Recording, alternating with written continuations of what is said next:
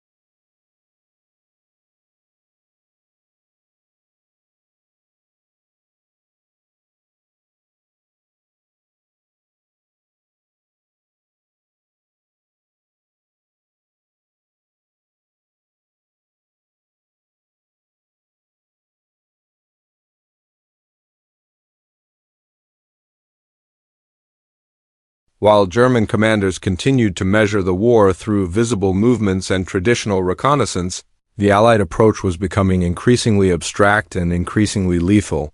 By late 1943, the battlefield was no longer defined solely by terrain and troop strength. It was shaped by information flow, timing, and the ability to see without being seen. At the center of this transformation was the integration of intelligence into operational command. British cryptographic success against German communications had matured into a disciplined system of analysis, filtration, and controlled dissemination. What mattered was not simply knowing German intentions, but ensuring that knowledge reached commanders who could act on it without revealing its source. When American forces entered this system, they did not merely inherit intelligence. They absorbed a doctrine. U.S. officers were trained to plan operations with intelligence as a foundational element. German unit dispositions, movement schedules, fuel shortages, reinforcement delays, these were no longer abstract estimates. They became variables to be exploited. Attacks were planned not where resistance was weakest in theory, but where it would be weakest at a specific hour. This shift coincided with another American advantage: communications. By 1943, U.S. forces possessed an expanding network of reliable radios down to battalion and, in some cases, company level.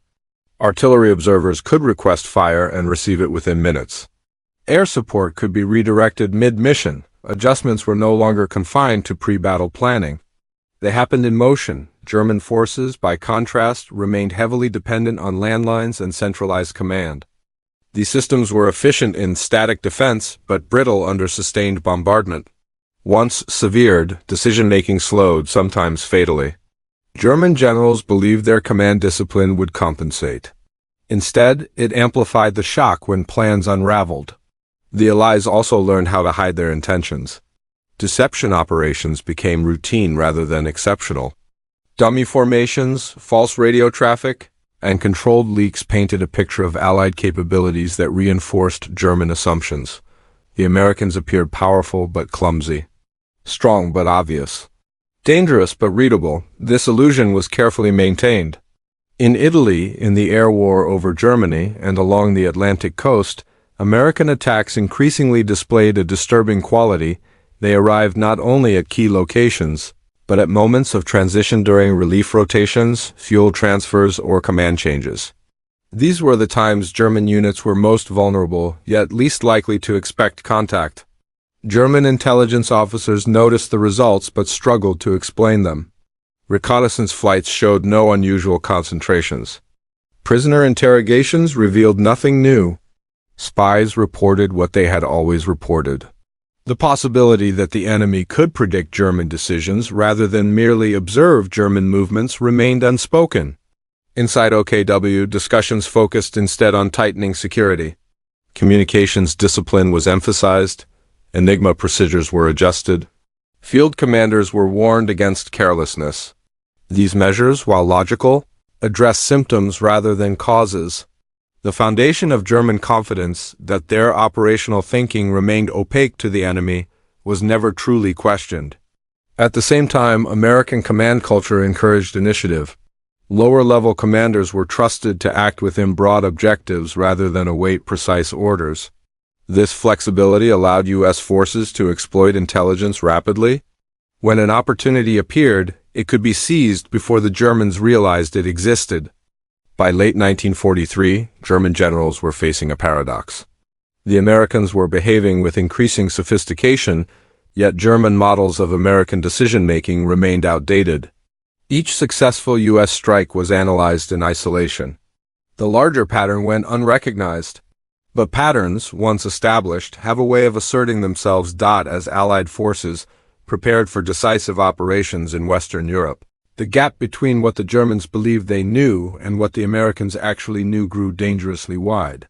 The stage was set for moments that would no longer be dismissible as coincidence, moments where prediction would become impossible to deny. The first angle through which this phenomenon must be understood is human. For German field commanders, the war had always been a contest of judgment, an intellectual struggle where experience, intuition, and nerve determined survival. By 1943, many of these men had spent years at the front. They trusted their instincts. When those instincts began to fail, the effect was deeply personal. Reports from division and corps headquarters increasingly carried a note of confusion. Attacks were no longer surprising because of their scale, but because of their timing. American strikes arrived during moments commanders believed were safe during unit rotations, resupply periods, or just after defensive plans had been adjusted. For officers trained to think several moves ahead, this created a sense of being perpetually one step behind. The second angle is tactical. American operations displayed an unusual coherence. Artillery barrages were not simply preparatory fires. They were tailored to suppress specific command posts, observation points, and communication hubs. Infantry assaults followed immediately, often exploiting gaps that appeared with uncanny precision. To German observers, it seemed as though the Americans understood not just where units were deployed, but how they functioned. This impression was reinforced by American artillery doctrine. By 1944, U.S. forces had perfected centralized fire control combined with decentralized execution. German units accustomed to slower, more deliberate artillery responses found themselves overwhelmed by rapid concentrations of fire. Defensive positions that should have held for hours collapsed in minutes, not because of inferior courage, but because coordination was shattered. The third angle is technological. Radios, fire direction centers, and standardized procedures allowed American units to act as a single organism. Information flowed upward and downward with minimal delay. This reduced friction, the very element German doctrine relied upon to disrupt enemy operations. When friction disappeared, prediction became possible. For German intelligence officers, these developments posed a problem. Technology explained how the Americans acted, but not why they chose specific targets at specific times. Reconnaissance could explain accuracy. It could not explain foresight. The final angle in this section is psychological. Once German units began to suspect that their plans were being anticipated, hesitation crept in. Commanders delayed movements. Reserves were held back. Defensive flexibility narrowed. From the perspective of German leadership, the growing unease in the field presented a dilemma. At higher levels of command, patterns are filtered, abstracted, and often softened. Reports arriving from the front were technical, cautious in language, and careful not to suggest panic. Yet when placed side by side, they pointed toward an uncomfortable conclusion. American operations were displaying an awareness that exceeded normal reconnaissance. Senior officers within OKW debated explanations that preserved existing assumptions. Some argued that German defensive doctrine had become too predictable, that any competent enemy could exploit repeated patterns. Others blamed leaks at lower levels, suggesting compromised discipline rather than systemic failure. Few were willing to entertain the possibility that the enemy possessed a sustained, structural advantage in foreknowledge. This reluctance formed the leadership angle. German generals had built their careers on the belief that they understood war better than their opponents. Accepting that American commanders once dismissed as amateurs were outthinking them required a shift few were prepared to make. The enemy angle is equally revealing. From the American side, there was no sense of mysticism or inevitability. Operations were planned through careful analysis, rehearsal, and coordination. Intelligence inputs were treated as probabilities, not certainties. Yet, when plans succeeded repeatedly, confidence grew. American commanders learned to trust the system even if they did not fully understand its deepest sources. This asymmetry mattered. While the Germans searched for a single explanation, the Americans benefited from layered advantages: intelligence, communications, air superiority, and industrial scale. No single element explained success. Together, they created an effect that appeared uncanny to those on the receiving end. The moral angle emerges in how each side interpreted these outcomes. German commanders faced a creeping sense that resistance was becoming reactive rather than decisive. Each defensive success felt temporary. Each failure seemed preordained. This erosion of agency, the belief that outcomes were slipping beyond control, was as damaging as material losses. Within German units, rumors circulated. Some spoke of traitors. Others whispered about advanced enemy technology. These stories, while unfounded, revealed a deeper truth. When war ceases to feel understandable, soldiers search for meaning wherever they can find it. By early 1944, the convergence of these angles left German leadership in a fragile state. Tactical adjustments were made, security procedures tightened. Yet none addressed the core issue that the Americans were striking not just with strength but with anticipation. That anticipation would soon be tested in a moment where coincidence could no longer serve as an explanation, where prediction would collide with reality in a decisive way. The moment when suspicion hardened into certainty did not arrive with a single explosion. It emerged through a sequence of events that unfolded with brutal clarity during the summer of 1944, as Allied forces broke out of their beachheads in Normandy and drove deep into occupied France. By late July, German commanders in the West were operating under extreme pressure. The Allied landing had not been repelled. Air superiority belonged entirely to the enemy. Movement by day invited destruction. Yet German planners still believed they retained one advantage: the ability to predict the direction of an American breakthrough. Following weeks of attritional fighting around Sitley, German intelligence concluded that U.S. forces were exhausted. Reports suggested a pause time for regrouping, reorganization, perhaps a limited push along familiar axes. Defensive lines were adjusted accordingly. Reserves were shifted east and south, away from sectors deemed unsuitable for a major armored advance. On July 25, 1944, that assumption collapsed. At 9:38. American heavy bombers appeared overhead in formations unlike anything the German defenders had previously experienced. The bombardment was not spread broadly across the front.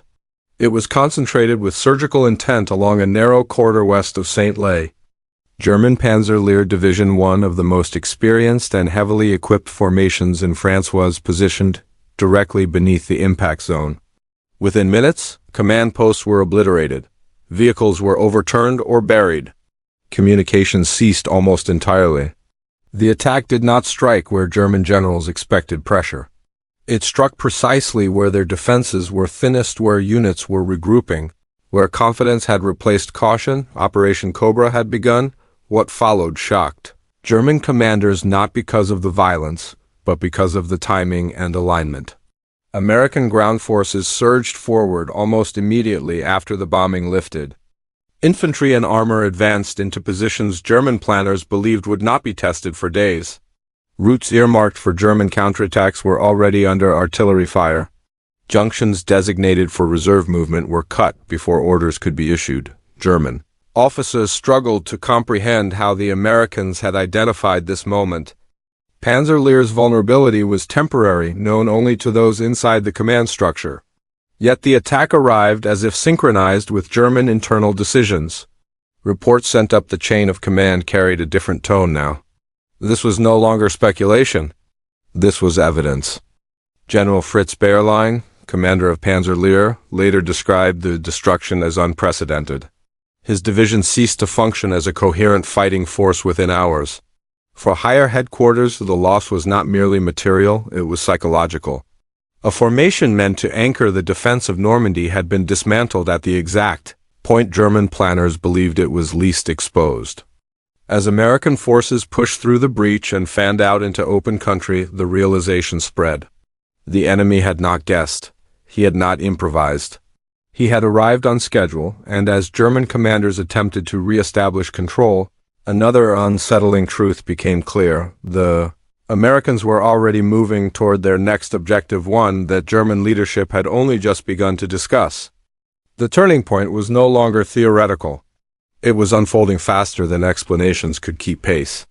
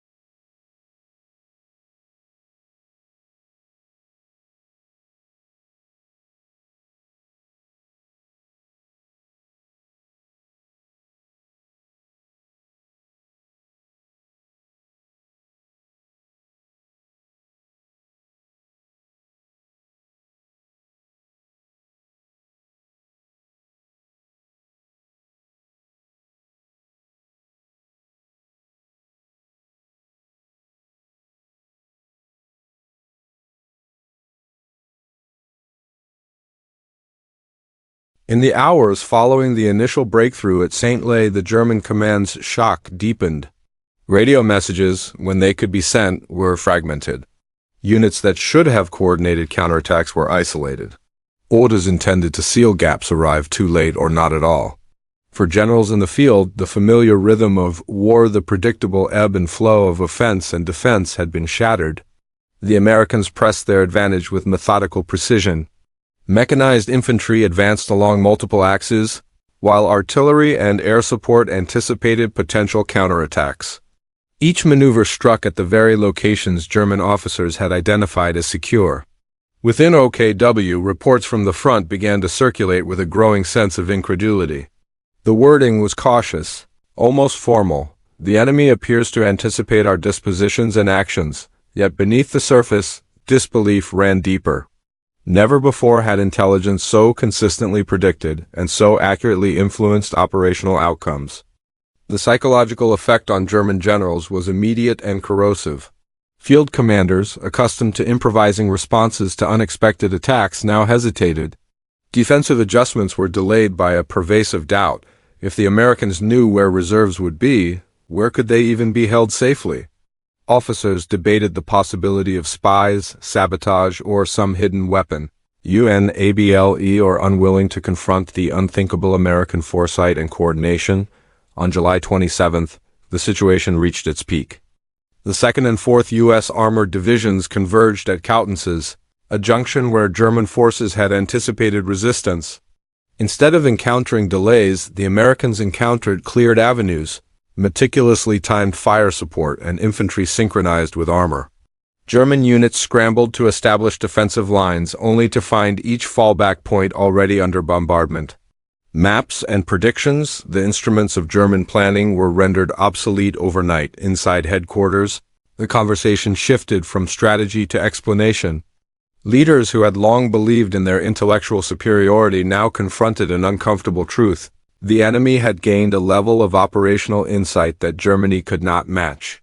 Not through magic, not through luck, but through systematic intelligence, communications, and coordination. Each successful American maneuver reinforced this realization, and with each reinforcement, the psychological weight on the German command grew heavier. The collapse of predictability extended beyond individual units. Panzerlehr, 2nd Panzer, and elements of the 116th Panzer Division were either destroyed or immobilized within days. Counterattacks that might have stabilized the front were delayed or misdirected, resulting in cascading failures. By August 1st, the Americans had created a corridor 20 kilometers wide and advancing, cutting through German lines with astonishing speed. For the German generals, the turning point was no longer measured in kilometers lost, but in understanding lost. Their assumptions about American timing, about predictability, about their own ability to control the battlefield had been proven wrong. The implications were clear. The momentum of the war in Western Europe had irrevocably shifted, and with it the ability to shape events according to German design. By mid-August, the collapse of German cohesion in Normandy was nearly complete. The Americans had not merely broken through, they had done so in a manner that demonstrated an operational insight Germany could not counter. Generals who had once believed in the superiority of their calculations and instincts now faced the stark reality. The war was no longer theirs to predict. It was a stage on which the Americans had written the script, and they were performing it flawlessly. From the rubble of destroyed headquarters to the fragmented communications of panicked units, the German High Command faced the undeniable truth: the era of predictable warfare was over. The immediate consequences of the Normandy breakthrough were devastating for the German military. Entire divisions were rendered combat ineffective in a matter of days. Panzerlehr, once a symbol of armored might, ceased to exist as a coherent force. Units that might have stabilized the front were either destroyed, encircled, or forced into retreat. Supply lines, already strained under constant Allied air attacks, collapsed entirely in the areas of American penetration. German commanders struggled to relay orders. The very infrastructure of command had been dismantled almost as efficiently as the frontline units themselves. Casualty figures reflected both the material and psychological toll. Panzer divisions lost thousands of men and hundreds of vehicles. Infantry units suffered similar devastation. The rapidity of the American advance left few opportunities for organized withdrawal. Soldiers who had been trained to fight in coordinated formations were scattered, disoriented, and increasingly demoralized. Reports from the field spoke not only of losses but of confusion and disbelief. Common refrains emphasized the precision and timing of the attacks, almost as if an unseen hand guided the enemy's operations. Strategically, the Normandy breakthrough shattered German defensive assumptions across the Western Front. Areas previously considered secure were now under direct threat. Commanders in Brittany and the Loire Valley realized that American forces could strike deeper and faster than expected. Defensive plans, painstakingly crafted over months, had become irrelevant almost overnight. Every new assessment now had to account for a more aggressive, more anticipatory enemy, one capable of striking where and when Germany least expected. Within OKW, reports began to convey a mix of frustration and denial. High-ranking officers attempted to rationalize the losses. Failures were attributed to poor execution in the field, inadequate supplies, or temporary lapses in coordination. But the underlying reality, the systematic anticipation of German moves, was increasingly impossible to ignore. Leaders began questioning the reliability of intelligence networks and reconsidering previously confident assumptions about American predictability. The human dimension of the aftermath was no less critical. Soldiers and officers alike were confronted with a stark contrast between training and reality. German troops, conditioned to trust in planning, discipline, and rigid command structures, now faced an enemy whose success depended on adaptability, timing, and coordination informed by intelligence. Morale suffered. Hesitation spread as commanders feared committing reserves to positions where American forces might already have predicted their presence. This paralysis compounded the operational collapse on the ground. Amid the chaos, the American forces pressed their advantage. The momentum gained from the breakthrough in Normandy allowed them to extend their lines with minimal resistance, linking up with airborne units and exploiting gaps in the German defensive network. The speed and efficiency of the advance left German forces struggling to regroup, as every defensive measure seemed one step behind. The battlefield itself became a testament to the shift in initiative. The Americans dictated the tempo, the Germans reacted, and the fragile structure of command was exposed. By the end of July, the Western Front had been irrevocably altered. German losses were no longer measured solely in manpower or materiel, but in control of territory, control of the tempo of operations, and control over the very perception of the battlefield. The Allies' ability to strike where the Germans least expected it had proven decisive, signaling a turning point not just in the campaign, but in the psychology of command itself. The next phase would reveal the broader ripple effects as German strategy struggled to adapt to an enemy that seemed always a step ahead.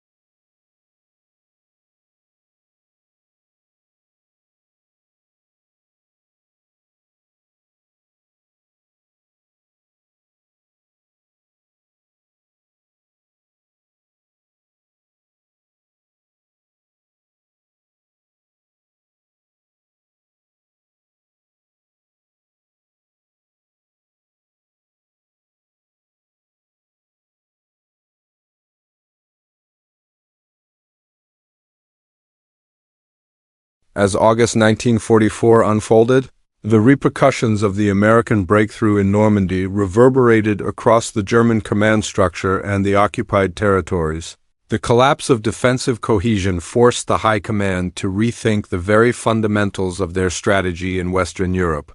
Plans for counteroffensives, meticulously crafted over months, were abandoned or hastily rewritten under pressure. Units were redeployed to plug gaps, often without full reconnaissance or coordination, leaving them vulnerable to further American advances. Every adjustment seemed reactive rather than proactive, a stark departure from the doctrinal confidence that had defined German operations earlier in the war. Strategically, the consequences were profound. The Americans, capitalizing on the disarray, pushed rapidly toward the Seine, cutting off German formations and isolating pockets of resistance. The speed of the advance prevented the Germans from establishing coherent defensive lines. Cities once considered strongholds, Coutances, Avranches, and Corentin, fell with minimal organized resistance. The Germans' inability to predict the timing and focus of American attacks had transformed what might have been manageable setbacks into operational catastrophes. Allied momentum became self-reinforcing. Each victory provided new intelligence and liberated resources, allowing strikes deeper into German-held territory. The psychological impact on German leadership mirrored the material losses.